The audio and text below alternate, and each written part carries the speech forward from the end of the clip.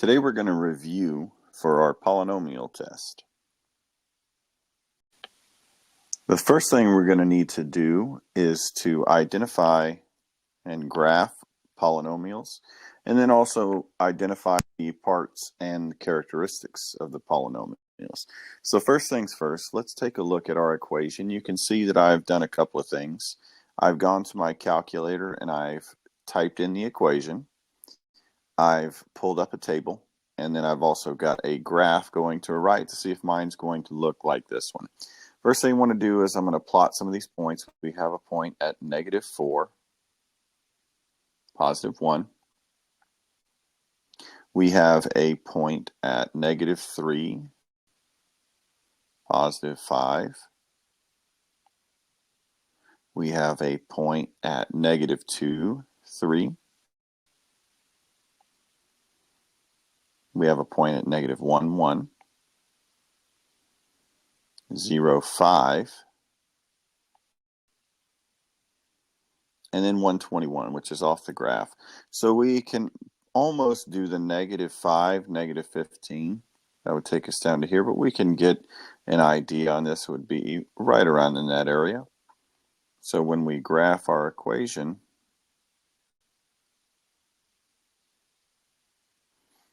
it matches the picture that we're seeing there on the right. Now we want to identify our roots. Now remember, roots are where we have a 0 value. So we have only one crossing of the x-axis, and we can clearly see that this x-axis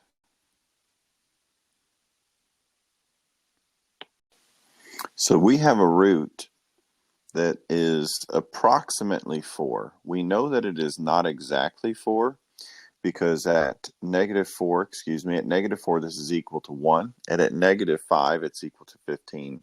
So we have a root that is approximately -4. It's not exactly -4, it's approximately -4. Y-intercept, remember the ordered pair for the y-intercept is the constant value, so in this case it would be 0, 5, because if we were to place all of the x's with zeros, the result would be a 5. Now we have only one maximum on this. This does go to a peak at this value right here. We're going to double check that it is exactly that value. Just like I found the I found the x-intercept. Remember, we want to go through the second calculate version of these functions. In this case, we would go to maximum.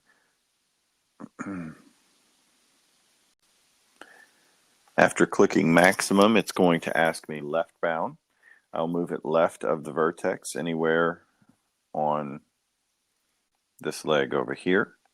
And then it's going to ask me right bound anywhere on this leg, and then we guess. When I do that, it does give me the ordered pair -3, 5. Remember, this is what's called a local extrema. In this case, it's a local max.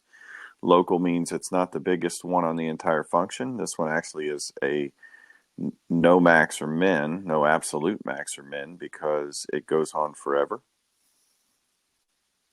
And then it asks us for the minimum value. I'm going to go through the same process. Second, calc. In this case, I'll hit the fifth option, which is minimum, And when I do this, I do learn that the minimum is that -1, 1. Now we need to state the values in which, the intervals in which it is increasing. So as we take a look at this function, we can see that it is increasing from its minimum value to infinity. And we also see it increasing from -infinity until we get to this point. So let's talk about how we write these intervals. We can say it a number of ways. We can say from -infinity all the way up to, in this case, we're talking about the x value, all the way up to -3. That combined with the increasing starting back at -1, remember it's all about the x-axis, not the y, and it's going to apparently increase infinitely. So this is how we would write this particular equation. It's increasing in those intervals. Now, it is decreasing in the intervals between that amount. So it is decreasing from our -3, but not including -3. That's why we will use a parentheses and not a bracket. And it's going to decrease until we get to x value equal to -1. And then the last thing, identifying the end behaviors. So as x is approaching infinity, that means as we move right. So as this is moving right, our function is going to reach to one of two directions, positive infinity or negative infinity. Well, our function is reaching towards positive infinity as we move right. And this function as we move left is reaching to negative infinity.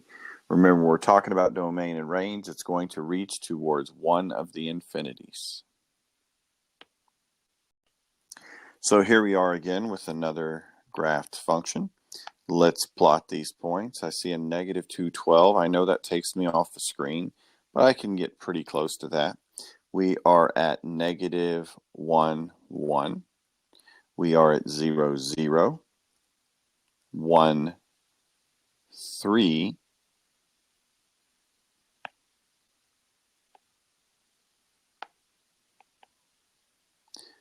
at 2, 4, 1, 2, up 4, and 3, -27, so we're way back off the screen. On something like this, you may want to take a look at using your table through different intervals, but let's see what this looks like. And then it's going to make a really sharp downturn because it's got to go all the way down to 25. You can see that my graph is a little uglier than what we got over there, but we can see all of our missing points here. Now, again, we look at the table and we see that we do not have any 0 values listed over here. We do a little later, but not on this particular point.